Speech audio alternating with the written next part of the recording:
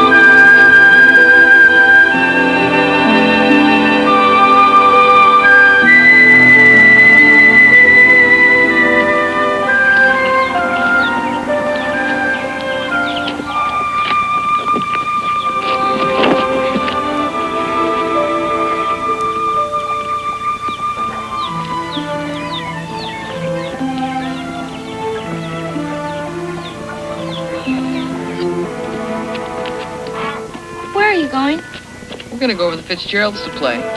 Do you want to try on my wooden leg again? Nah, not today. Can I come play? Sure. Come on, pig leg.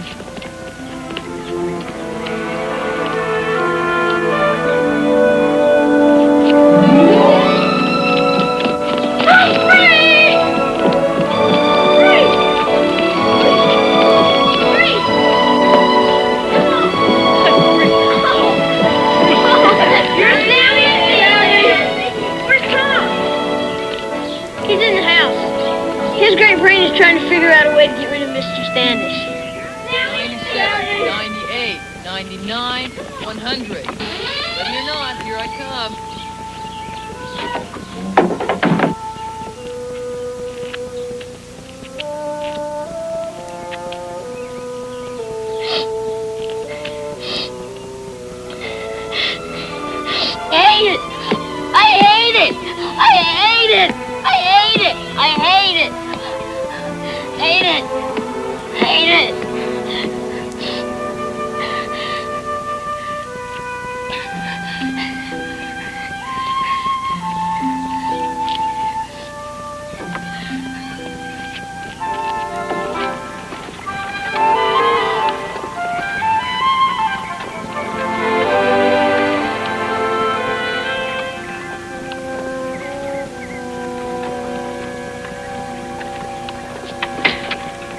JD, go get the other kids. My great brain has done it again.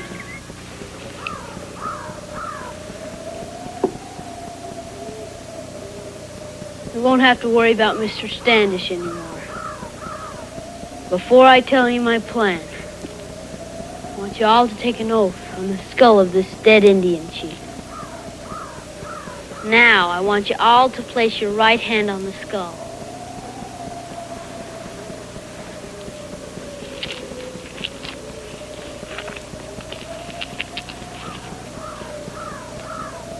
I call upon the ghost of this dead Indian chief to come back to Earth and cut out the tongue of anyone who tells.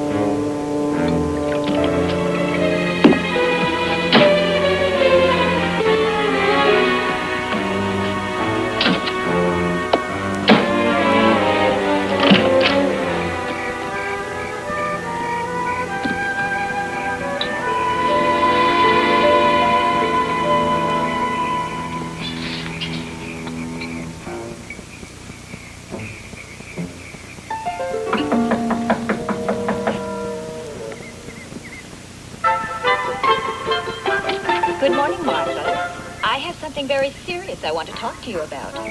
You'll never guess what I found this morning when I went to the trash can. What did you find?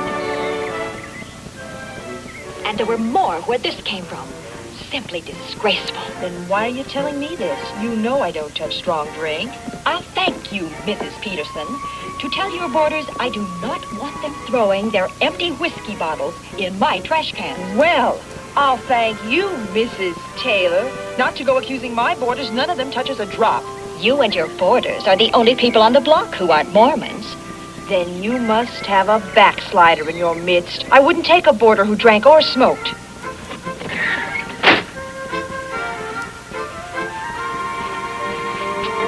It was bad enough having Mr. Standish as a teacher, but poor Jimmy had to live with him too. That's why he picked the most dangerous job of all, planting a whiskey bottle in Mr. Standish's coat at school. My job was slipping a note under the door of Calvin Whitlock, president of the school board.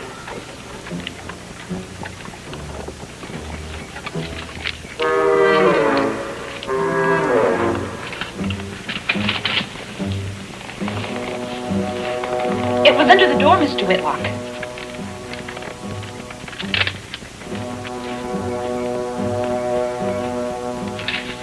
The kids were all scared of Mr. Whitlock. We never saw him smile.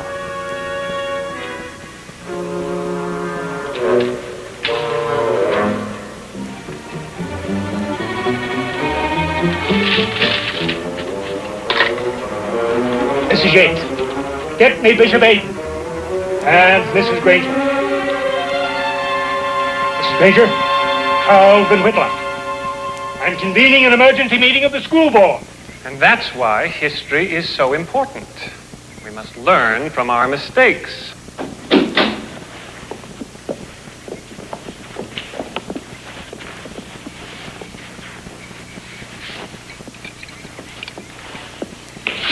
You'll dismiss school for today, Mr. Standish, and report to my office this afternoon at 2 o'clock sharp.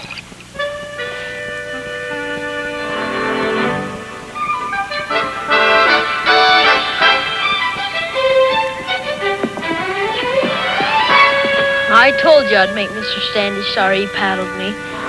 He was a fool to go up against the great brain.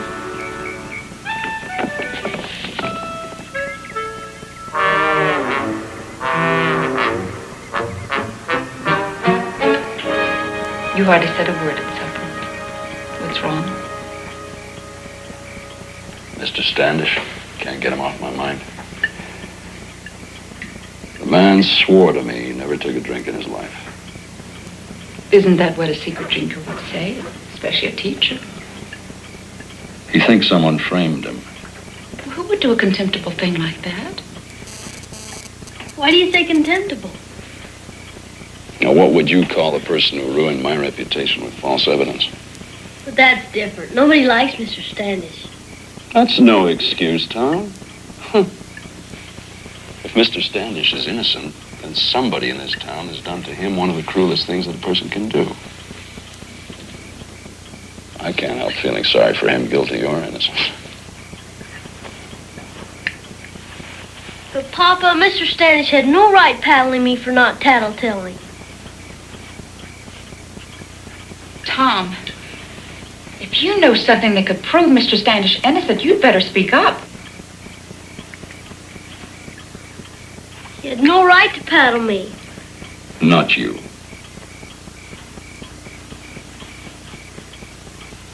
To ruin a man's good name is about the meanest, lowest thing a person can do.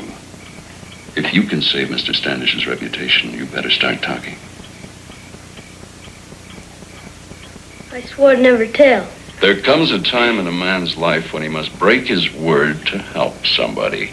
But you said that a man's word was his bond. Now! We will have no more of this nonsense, Tom Dennis. A man's entire future's at stake. You will tell your father and me exactly what happened.